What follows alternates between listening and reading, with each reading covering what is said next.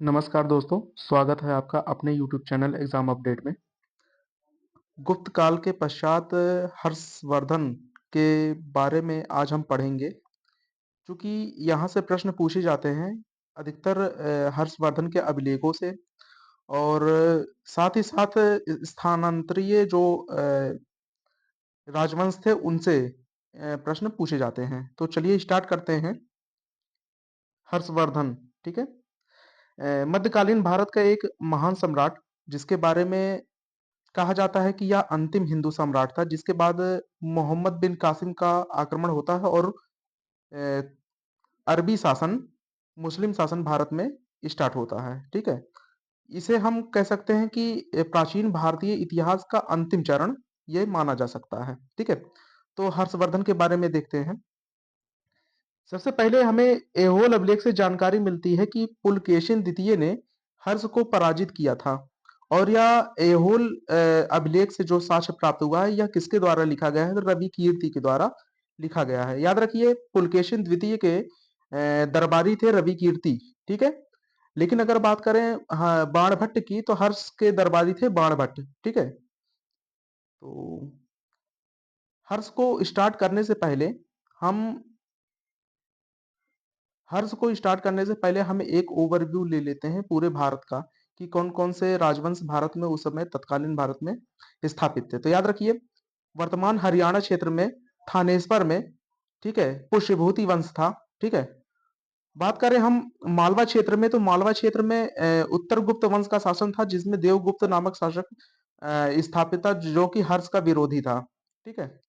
कन्नौज की बात करें तो कन्नौज में मौघरी वर्मन वंश का शासन था, ठीक है, जिसका शासक था ग्रहवर्मा जो कि हर्ष का जीजा था, ठीक है। नीचे आते हैं देखते हैं तो यहाँ पे गुजरात के तरफ मैत्रक वंश का शासन था, ठीक है, जिसका शासन था ध्रुवसेन द्वितीय जो कि हर्ष का दामाद था। इसके नीचे आते हैं महाराष्ट्र क्षेत्र में, तो देखते हैं यहाँ पे बादामी के चालुक्यों का शासन था। वर्तमान बंगाल क्षेत्र में गौड़ वंश का शासक शशांक का शासनकाल था। याद रखें शशांक वही है जो कि हर्ष का प्रबल विरोधी था, ठीक है। और जो गौड़ वंश का शासक शशांक था ये कट्टर बौद्ध विरोधी था तथा शैव मतानुयायी था, ठीक है। इसके अलावा हम देखते हैं कि जो ऐहोल अभिलेख हमें प्राप्त होता है रवि कीर्ति द्वारा लिखित, ठीक है, 634 एडी में नर्मदा नदी के तट पर पुलकेशिन ने हर्ष को दक्षिण विजय के स्वप्न को चकनाचूर कर दिया, अर्थात नर्मदा नदी के दक्षिण में बढ़ने से जो है पुलकेशिन द्वितीय ने हर्ष को रोक दिया था। कहा जाता है कि हर्ष हर्ष को पुलकेशिन द्वितीय ने पराजित किया। यदि बात करें रवि कीर्ति की ऐहोल अभिलेख के आधार पे, तो ऐसा मानने को मिलता है कि हर्ष पराजित हुआ था, लेकिन यदि हम बाणभट्ट की माने, ठीक है, तो उनके लेखानुसार यह मिलता है कि हर्ष विजयी हुआ था, ठीक है। तो यहाँ पे विचार मतभेद हैं, ठीक है। बात करते हैं हर्षवर्धन के बारे में, तो हर्षवर्धन जो था वो पुष्यभूति वंश का शासक था, ठीक है। 606 ईस्वी से लेकर 647 ईस्वी तक इसका शासन था। उत्तर भारत का अंतिम हिंदू सम्राट इसे माना जाता है। राजधानी की बात करें तो राजधानी इसकी थानेश्वर हरियाणा में थी, ठीक है। और याद रखें ये पहले गुप्तों के सामंत हुआ करते थे, ठीक है। पूछा जाए किसके सामंत हुआ करते थे, तो गुप्तों के।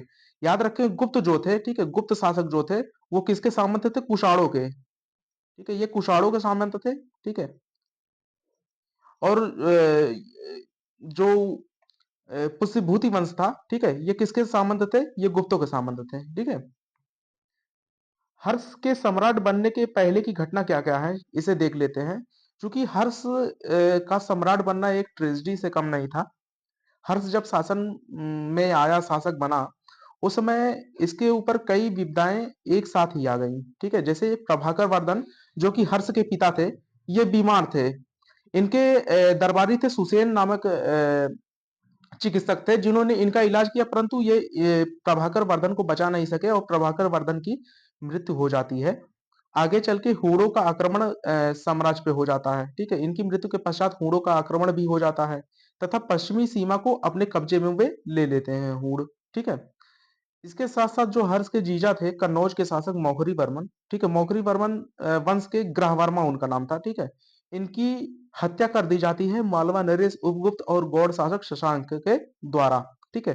तो मालवा नरेश और गौड़ शासक ये दोनों हर्ष के विरोधी थे और इन दोनों ने मिलकर ग्रहवर्मा की हत्या कर दी। अब ये होता है कि जो सेनापति सिंहनाद था, उसके कहने पर हर्ष गद्दी पे बैठता है, ठीक है? हर्ष की बहन राजश्री को देवगुप्त ने कैद कर लिया था, ठीक है? मालवा शासक देवगुप्त ने कैद कर लिया था, लेकिन जो राजश्री थी, वो वहां से भागकर विंध्य पर्वत पर सती होने के लिए चली जाती है। हालांकि हर्ष पहुंचकर राजश्री को बचा लेता है और वहीं पे उसकी मुलाकात जो है बौद्ध भिक्षु थे दिवाकर मित्र उनसे होती है, जिनके प्रभाव में आकर वो आगे चल के बौद्ध धर्म को ग्रहण कर लेगा, ठीक है? हर्ष अपनी बहन राजश्री, मामा ममेरे भाई जो भांडिल था, ठीक है? और बौद्ध भिक्षु दिवाकर मित्र के कहने पर वह कन्नौज की गद्दी पर भी बैठता है, ठीक है? याद रखिए जो हर्ष था उसका शासन था थानेश्वर में, ठीक है? थानेश्वर में। लेकिन चूंकि कन्नौज की गद्दी खाली हो गई थी, इस वजह से वह अब कन्नौज की गद्दी को भी हकदार बन जाता है, ठीक है? वह कन्नौज और थानेश्वर दोनों को मिलाकर संयुक्त रूप से शासन करने लगता है, ठीक है? अब हर्ष के बारे में कुछ देखते हैं कि हर्ष की कुछ रचनाएं थी। याद रखिए हर्ष की रचनाएं हैं प्रियदर्शिका, रत्नावली और नागनंदा, ठीक है? नागनंदा बौद्ध धर्म के प्रभाव का वर्णन इसमें किया गया है, ठीक है? वेनसांग चीनी यात्री का आगमन इसमें दर्शाया गया है। वेनसांग जो है यात्रा करता है भारत की 629 से 645 ईस्वी में, ठीक है? और उस समय हर्ष की राजधानी जो थी वो कन्नौज हुआ करती थी, ठीक है? वेनसांग ने हर्ष को उपाधि दी थी, ठीक है? याद रखें किसकी उपाधि दी थी? शिलादित्य की उपाधि दी थी। तो वेनसांग ने हर्ष को किसकी उपाधि दी? शिलादित्य की उपाधि दी थी, ठीक है? हर्ष की विजय की बात करें तो हर्ष ने हूणों को भी पराजित किया। कश्मीर पर विजय इसने प्राप्त किया। याद रखें राजतरंगड़ी, ठीक है? कन्नड़ की राजतरंगड़ी में इसमें हमें देखने को यह मिलता है, ठीक है? मालवा विजय इसने किया, देवगुप्त को हराया जिसने इसके जीजा का की हत्या की थी। और बाद में शशांक को चूंकि यह हरा ना सका, लेकिन शशांक की मृत्यु के पश्चात उसके जो वंशज थे वो कमजोर हो गए, जिन्हें हराकर उसने बंगाल पर विजय प्राप्त की। साथ ही साथ उड़ीसा विजय भी हर्ष ने किया। याद रखें जो शासक था शशांक, वह बहुत बड़ा जो था बौद्ध विरोधी था, ठीक है? और वह शैव मतानुयायी था। उसने बोधि वृक्ष को कटवाकर गंगा नदी में डलवा दिया था, ठीक है? याद पूछा जाए कि बोधि वृक्ष को किसने कटवाया, तो याद रखें गौड़ शासक शशांक द्वारा बोधि वृक्ष को कटवाकर गंगा नदी में डलवा दिया जाता है। नेक्स्ट देखते हैं हर्षवर्धन। धार्मिक पक्ष इसका देखते हैं तो महायान शाखा से संबंध था, ठीक है? अब हर्ष से संबंधित दो प्रमुख स्थल है, एक है कन्नौज, एक है प्रयागराज, ठीक है? वर्तमान का प्रयाग, इसे इलाहाबाद भी कहते थे, ठीक है? तो कन्नौज को महोदय नगर भी कहते थे, ठीक है? तो बौद्ध धर्म का सम्मेलन हुआ था कन्नौज में, ठीक है? और इस बौद्ध धर्म के सम्मेलन में 18 देश के राजा आए थे, 3000 लगभग ब्राह्मण आए थे, लगभग 3000 बौद्ध भिक्षु भी आए थे और 1000 जैन साधु भी आए थे। यानी ये सभी धर्मों की सभा थी, संयुक्त सभा थी, ठीक है? और इसका जो अध्यक्ष बनाया जाता है, ठीक है? इसका अध्यक्ष किसे बनाया जाता है? वेनसांग को बनाया जाता है। कुछ लोग कहते हैं कि यह जो था वो पांचवा बौद्ध परिषद था, ठीक है? पांचवा बौद्ध परिषद था, ठीक है? याद रखें। और यह 23 दिनों तक चलता है, ठीक है? यह जो था 23 दिनों तक चलता है। इसमें बात करें तो शुरू में 18 दिनों तक केवल बौद्ध धर्म पे चर्चा हुई थी, ठीक है? और इस चर्चा में एक कुछ विशेष बातें ये हुई कि लगभग 500 ब्राह्मणों ने इस यह चूंकि 18 दिन तक केवल बौद्ध धर्म पे चर्चा हुई, इसका विरोध 500 ब्राह्मणों ने किया, जिन्हें देश निकाला दे दिया गया था। साथ ही साथ बुद्ध की सोने की मूर्ति बनवाकर पूरे शहर में घुमाया गया था इस बौद्ध परिषद में, ठीक है? यानी कि बौद्ध धर्म को बढ़ा चढ़ाकर इसमें दिखाया गया। नेक्स्ट देखते हैं प्रयाग। प्रयाग याद रखें मोक्ष परिषद की यहाँ पे जो है आयोजन किया जाता था हर छठे वर्ष, ठीक है?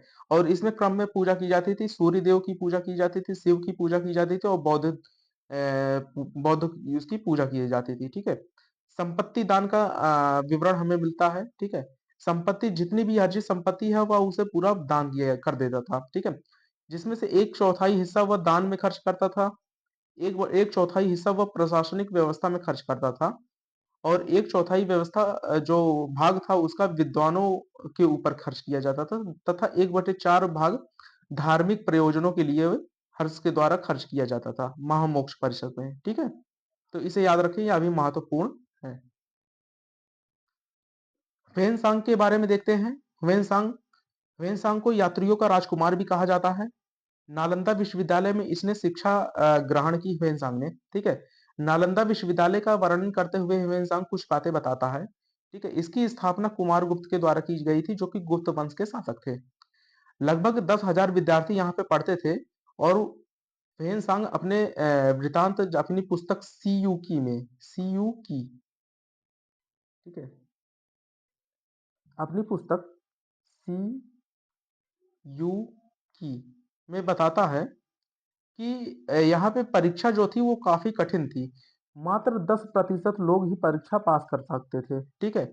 और यहाँ पे जो थे जो परीक्षा ली जाती थी, वो आचार्यों के माध्यम से भी ली जाती थी और द्वारपालों के माध्यम से भी कभी-कभी परीक्षाएं ली जाती थी, ठीक है। और यहाँ की एक प्रमुख बात थी यह थी कि चिकित्सा शास्त्र में शिक्षा प्राप्त करना यहाँ पे अनिवार्य था। कोई भी व्यक्ति हो उसे चिकित्सा शास्त्र में शिक्षा अनिवार्य रूप से प्राप्त करना पड़ता था। यहाँ पे 3 पुस्तकालय भी होते थे, ठीक है, जिसका नाम था रत्नोदधि, रत्न सागर और रत्न रंजक, ये तीनों पुस्तकालय थे, ठीक है। इसके आगे जब मैंने कुमारगुप्त पढ़ाया था तब भी आपको बताया था कि यहाँ पे 3 पुस्तकालय हुआ करते थे, जिन्हें आगे चल के बख्तियार खिलजी द्वारा नष्ट कर दिया जाता है, ठीक है। नेक्स्ट देखते हैं। वेनसांग ने पाटलिपुत्र को उजड़ा हुआ नगर बताया था, ठीक है। वेनसांग बताता है कि जो पाटलिपुत्र था वो उजड़ चुका है, अब उसकी भव्यता समाप्त हो चुकी है। अपनी पुस्तक सीयूकी में उसने बताया कि जो वेनसांग था, वेनसांग ने बताया कि जो हर्ष था, ठीक है, हर्ष वह वैश्य जाति से संबंधित था, ठीक है।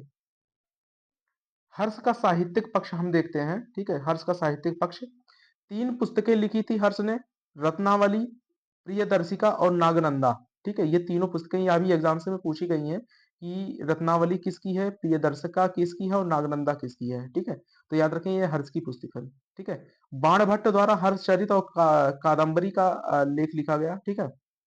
और इसके बारे में कुछ प्रसिद्ध है कि हर्षचरित जो है इसके 8 भाग थे, जिसमें से 3 भाग बाणभट्ट ने स्वयं के बारे में, जबकि 5 भागों में हर्ष के बारे में वर्णन किया है।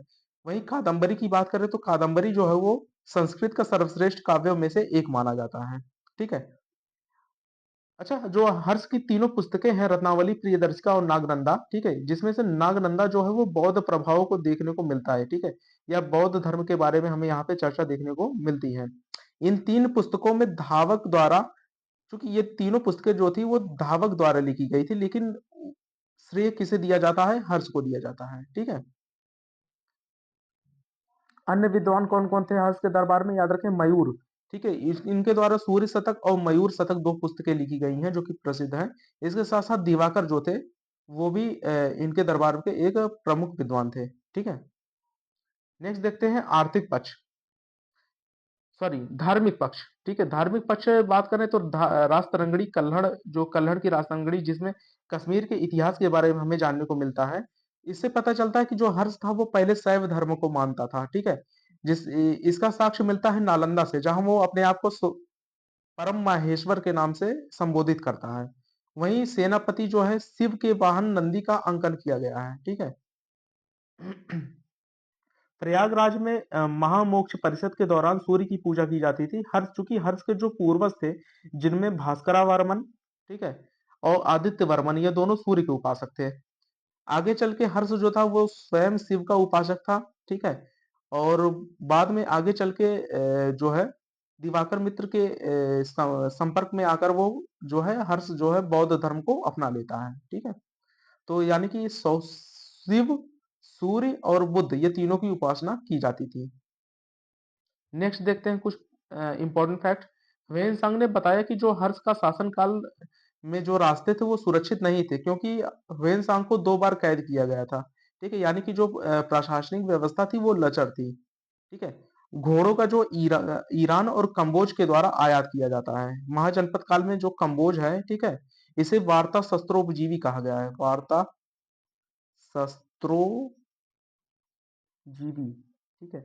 यानी कि हथियार बेचकर अपना जीवन यापन करने वाले लोग, ठीक है। तो कंबोज के लोगों को वार्ता शस्त्रोपजीवी कहा जाता था, ठीक है। नेक्स्ट देखते हैं प्रसिद्ध शहर। याद रखिए कुछ प्रसिद्ध शहर भी हैं, जैसे थानेश्वर, ठीक है? हरियाणा का थानेश्वर, उत्तर प्रदेश का मथुरा और वाराणसी शहर, ठीक है? जो थानेश्वर था वो व्यापार एवं वाणिज्य के लिए प्रसिद्ध था। वहीं बात करें मथुरा की, तो मथुरा जो है सूती कपड़ों के लिए प्रसिद्ध था, ठीक है? और वाराणसी जो तत्कालीन समय में, इसके साथ-साथ वर्तमान समय में भी अगर हम देखते हैं तो यह रेशमी वस्त्रों के लिए वाराणसी प्रसिद्ध है, ठीक है? रेशमी वस्त्रों को कौशेय उस समय कहा जाता है, कौशेय, ठीक है? तो इस प्रकार से थानेश्वर, मथुरा और वाराणसी ये तीनों शहर प्रसिद्ध थे। साथ ही साथ प्रयागराज और कन्नौज ये तो प्रमुख शहर थे ही, ठीक है? इस प्रकार हम देखते हैं कि हर्ष के शासन काल में जितने भी महत्वपूर्ण तथ्य थे, ठीक है? उससे रिलेटेड वो सभी कंप्लीट होते हैं। सो अगर आपको ये वीडियो अच्छा लगा हो तो चैनल को ज़रूर सब्सक्राइब करें। मिलते हैं नेक्स्ट वीडियो में। Thank you so much.